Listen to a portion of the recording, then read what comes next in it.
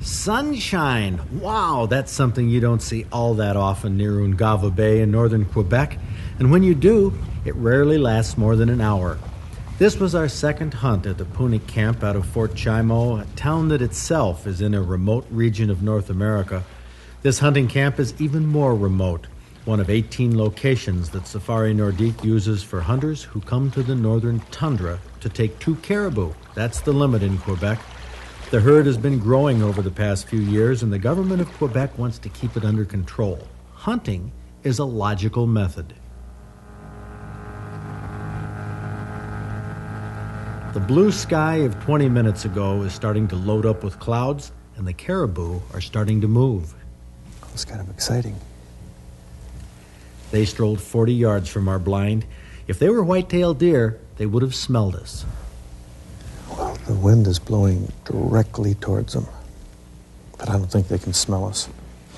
It's always been my theory,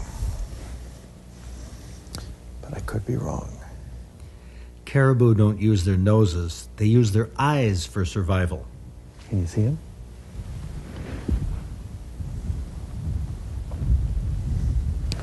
They may cut right back across here.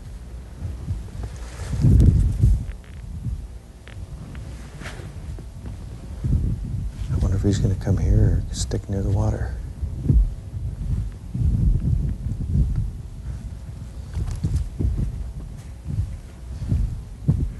Oh, look at that.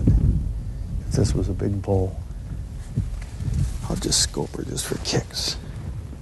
Oh, boy, would that be a...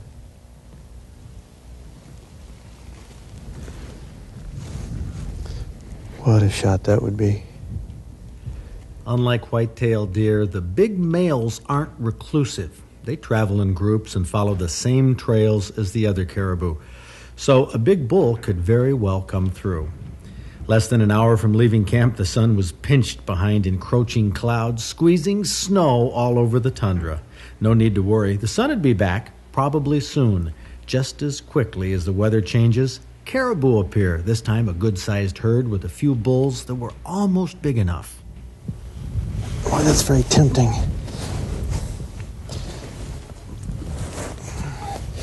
Very tempting. Unlike white-tailed deer, caribou move continually. They do bed down, but when they're not bedded, they're walking. Even when they browse the lichen, they move. Quite a distance off. There were a couple of decent bulls in this group, but I wasn't confident I could make a clean shot. I just can't hold the crosshairs quite steady enough on that bull at that distance. I think they may be coming around. Yeah, either that or they're going to swim. You never know where these caribou are going, but they seem to. Nothing is behind them, pushing them, but they're usually deliberate and almost hasty as they move. But nothing real big. God, if I had a rock or something to rest this gun against. Just not confident with this. This happens a lot when you're caribou hunting. You scope a group of animals, but for one reason or another, decide to pass them up. Once again, it's snowing. Such a surprise. This is why waterproof boots are necessary in the tundra. If it was cold, I'd wear my felt packs. If it was fairly warm, I'd wear leather boots that I greased with mink oil or snow seal. I carried my gear in a bucket, which I sat on, and kept my spare clothing dry. Here we are, the home for the week, our tent that repelled a lot of rain and heard lots of stories. We had quite a cosmopolitan group in our little home. Jerry and his son from Muskegon, Dwight and John from Ohio, all of them Midwestern deer hunters. Then from Reno, Nevada, Clell and Damon had the other 2 bunks. Lots of jokes, lots of stories, lots of dreaming about the caribou we'd see the next day. I'm walking through a bog right here where both John Ford and I got our first bulls on the second day of the hunt. We came back to this spot the next 3 days, but never had any really big ones come within range. Oh, there was one that I saw I would have taken, but it was moving too fast. Boy, look at the size of that. There's 3 good bulls. Man, that middle one there, look at the way those... Oh, God, those arch right back over the top of the shovels. Ooh, that's a nice one. And there's one following up the rear. No, it's a lot smaller. It has darker antlers. Boy, I sure like that light antlered one. I can't tell what the shovels are like, but that's a big bruiser. See how they trot? That's how they move from one spot to another, unlike white-tailed deer that walk slowly, stop, pause, scent the wind. These caribou prefer the open tundra. They stay in herds, keep moving, and use their eyes to watch for wolves. That's the predator that stalks them 365 days a year. Yeah, that's a... If there's any decent bulls. Okay, I see a... Just think I should take one? Yep. On the last afternoon of our 5-day hunt, it's time to take one. God, they're screened. I hadn't been running. My respiration increased because I was anxious, excited, maybe a little nervous. There's a little calf. That's a little bull there. Boy, they're not very big. Just wait. Let them come through. They're not very big.